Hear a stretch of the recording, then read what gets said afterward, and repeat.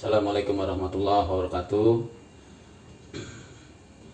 Anak-anak, hari ini ya pertama-tama kita ucapkan puji syukur kepada Allah Subhanahu wa taala bahwa pagi ini kita bisa belajar dalam, mudah-mudahan semua dalam keadaan sehat walafiat. Nah, untuk pembahasan kita minggu ini adalah tentang program linier. Nah, sebelum kita masuk ke program liniernya, kita harus paham dulu bagaimana menentukan daerah atau bagaimana menggambar garis. Karena di sini kita berhubungan dengan garis. Ya. Nah, garis itu bagaimana? Garis sebagai batas. Karena di sini kita akan membahas awalnya yaitu tentang pertidaksamaan linier.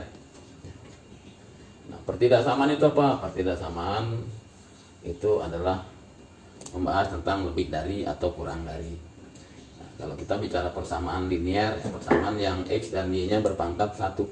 Nah, kalau pertidaksamaan berarti menggunakan tanda lebih dari, kurang dari, ataupun lebih dari dan kurang dari sama dengan. Perbedaannya apa yang sama dengan atau ini? Hanya beda di garis. Pada saat kita menggunakan tidak pakai sama dengan, maka garisnya akan putus seperti ini kita gambarnya. Tapi pada saat kita menggunakan sama dengan, maka garisnya ini akan digambar full.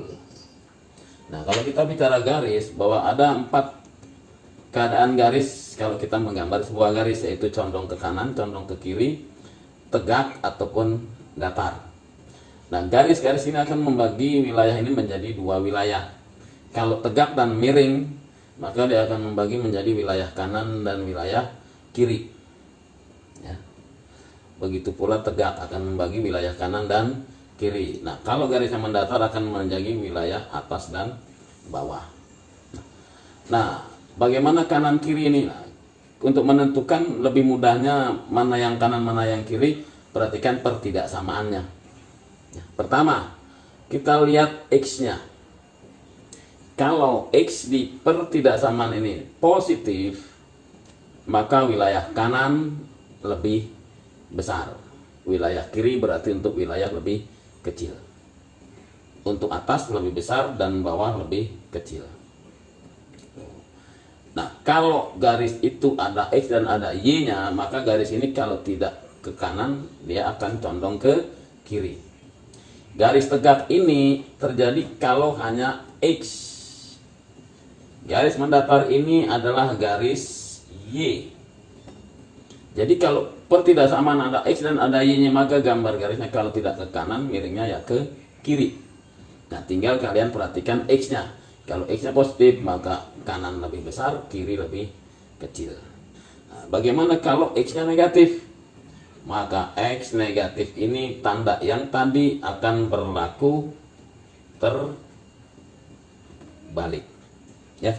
Kalau X nya negatif, maka kanan ini untuk daerah lebih kecil, sedangkan kiri untuk wilayah lebih besar. Nah, demikian pembahasan tentang pembagian wilayah ya. Nah, bagaimana penggunaannya?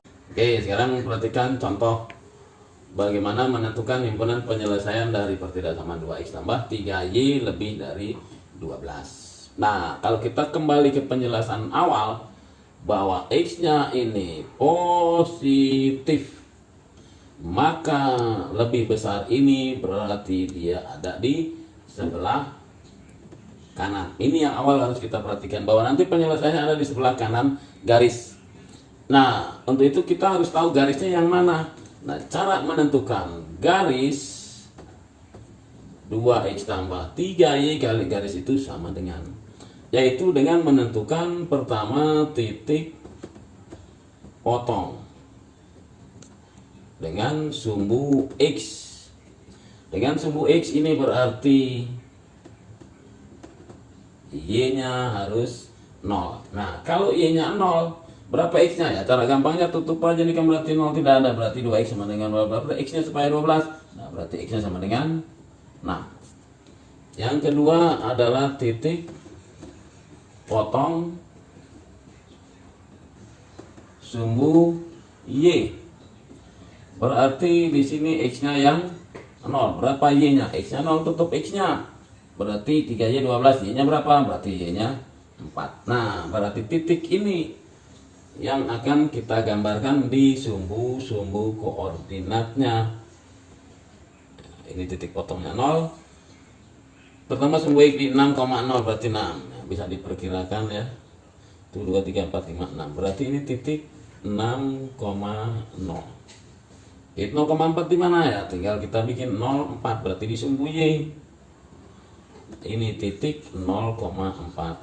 Selanjutnya kita hubungkan dua titik ini. Nah, ini yang merupakan garisnya. Nah, balik kita ke penyelesaian.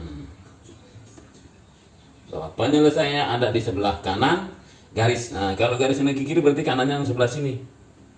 Kita jangan bicara atas bawah ya. Atas bawah hanya berlaku untuk garis mendatar. Maka ini sebelah kanan. Yang ini sebelah kiri. Berarti yang kiri ini daerah yang bukan himpunan penyelesaian. Untuk selanjutnya, ini untuk kemudahan di pembahasan selanjutnya, bahwa himpunan penyelesaian kita buat bersih, artinya jangan diarsir. Maka yang diarsir yang bukan penyelesaian. Nah, demikian penjelasan bagaimana menentukan himpunan penyelesaian dari sebuah pertidaksamaan linier. Oke, mudah-mudahan bisa dipahami. Akhir kata, assalamualaikum warahmatullahi wabarakatuh. Sampai ketemu lagi di video pembelajaran berikutnya.